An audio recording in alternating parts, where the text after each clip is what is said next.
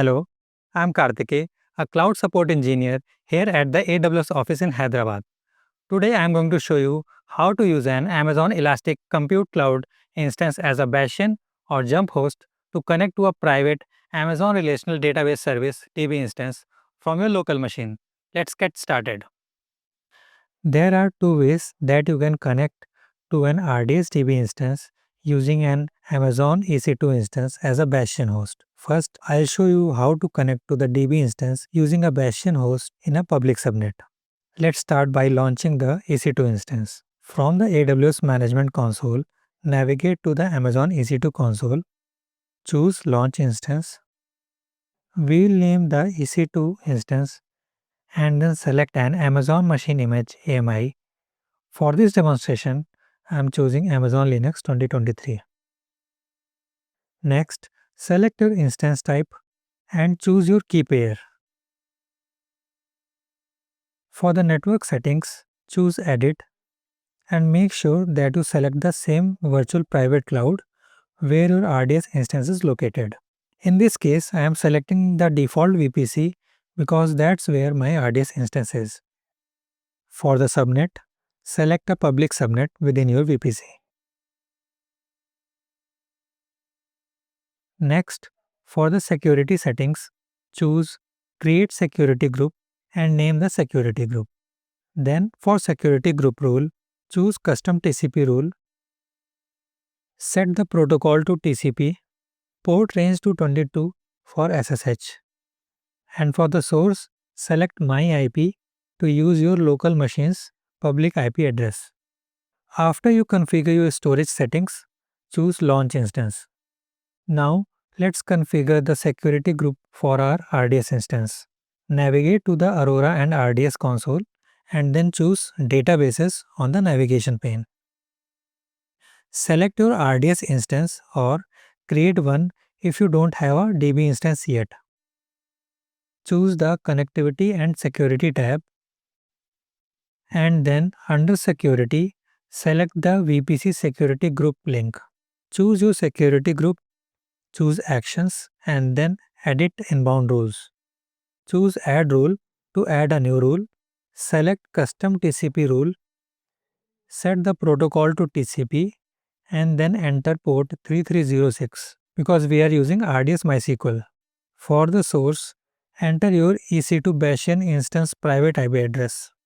Choose Save Rules. Finally, we will connect through MySQL Workbench.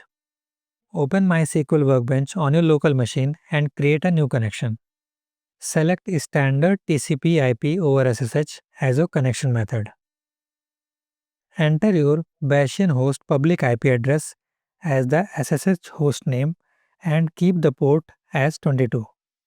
The SSH username will be EC2/user. And we also must select the key that we selected earlier. For the MySQL host name, enter your RDS instance endpoint along with your database username and password. Choose Test Connection to verify that everything is working correctly. After the connection test succeeds, name your connection and then choose OK. You can now use your Bastion host to connect to your RDS instance that's in a private subnet. Now, for a more secure way to connect to your RDS instance, let me show you how to use an EC2 instance in a private subnet through an EC2 instance connect endpoint. If you want to learn more about the benefits of using an EC2 instance connect endpoint, see the links in the video description. Let's set up our EC2 instance. Navigate to the Amazon EC2 console and then choose Launch Instance. Name the EC2 instance and then select an AMI. I am using Amazon Linux 2023 for this demonstration. Select your instance type and choose your key pair. Next, in the network settings, choose Edit and then select your VPC, but this time choose a private subnet.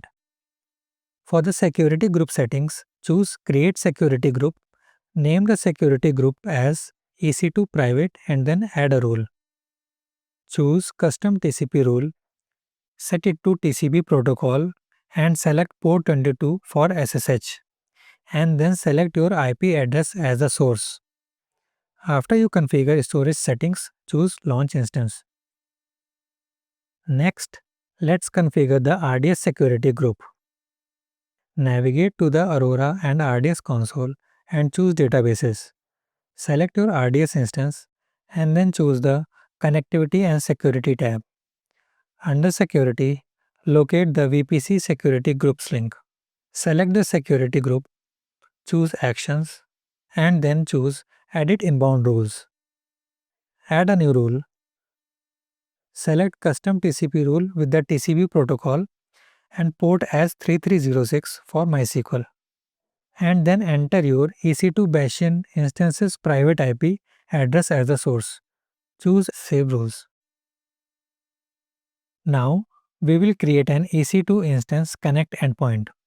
Navigate to the Amazon VPC console and choose Endpoints.